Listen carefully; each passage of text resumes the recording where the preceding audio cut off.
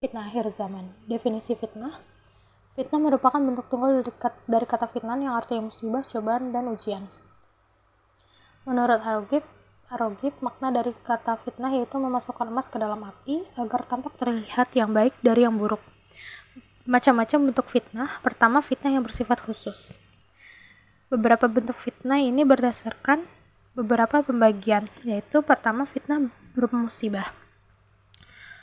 Musibah bisa menimpa orang yang salih maupun yang tidak. Jika menimpa orang yang salih, maka musibah ini dikategorikan sebagai kafarat, yaitu penghapus dosanya. Sedangkan bagi orang yang tidak salih, maka musibah ini dikategorikan sebagai teguran kepada dirinya. Selanjutnya, itu ada fitnah berupa kenikmatan. Berupa kenikmatan ini beraneka macam. Ada yang berupa harta, anak, istri, kesehatan, waktu luang, masa muda, rasa aman, dan kenikmatan-kenikmatan besar lainnya. C. Fitnah hawa nafsu.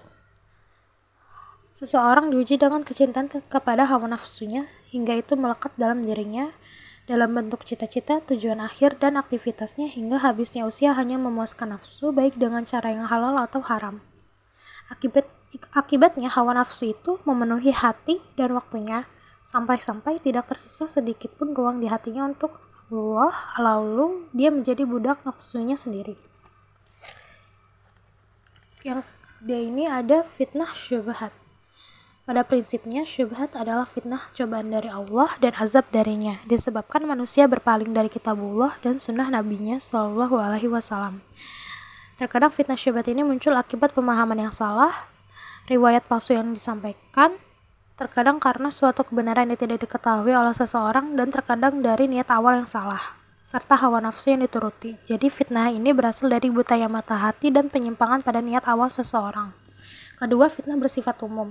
Diawali pada masa Nabi dan senantiasa ada dalam umat ini hingga masa kita sekarang.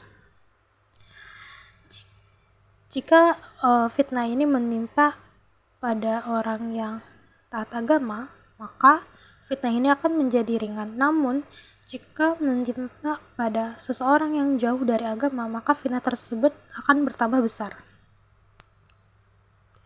Selanjutnya, sebab-sebab terjadinya fitnah dibagi menjadi dua, yaitu 1. Sebab-sebab kauniyah atau sunnatullah yang tidak dilahirkan oleh ulah tangan manusia. Sebab-sebab kauniyah disebutkan di dalam kitabullah dan as-sunnah, menjadi pertanda akan munculnya fitnah yang bersifat umum. Di antara sebab-sebab kauniyah adalah Allah ingin menunjukkan hikmah dan keadilannya dengan menguji antar sesama manusia. Ini bertujuan agar seseorang yang beriman karena petunjuk yang jelas, atau ia memilih untuk tetap dalam kekufuran setelah petunjuk tersebut disampaikan kepadanya. Setelah wafatnya Nabi, maka terputuslah wahyu dari langit.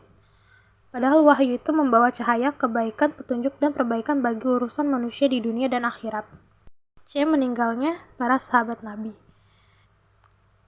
Hal ini timbulnya bid'ah dan hal-hal baru dalam permasalahan agama yang tidak dibenarkan oleh syariat, seperti kemenangan bangsa Romawi dan bangsa-bangsa lainnya atas umat Islam, penodaan terhadap kesucian Madinah dan Mekah, serta fitnah-fitnah lainnya. Sebab-sebab khusus atau manusiawi, kaum muslimin menyepelekan perintah untuk mengikuti Al-Quran dan As-Sunnah, terutama ketika terjadi fitnah dan perselisihan. Selanjutnya ada konspirasi musuh-musuh Islam. Konspirasi terbesar yaitu dilancarkan oleh kaum Yahudi dan Nasrani terbukti dengan adanya penjajahan terhadap negeri-negeri Islam saat ini, seperti penjajahan militer, ekonomi, maupun pemikiran. Terus munculnya banyak pelanggaran syariat dan kemaksiatan serta ditinggalkannya amar ma'ruf nahi mungkar. Musibah yang menimpa ajaran Islam di mayoritas negara kaum muslimin.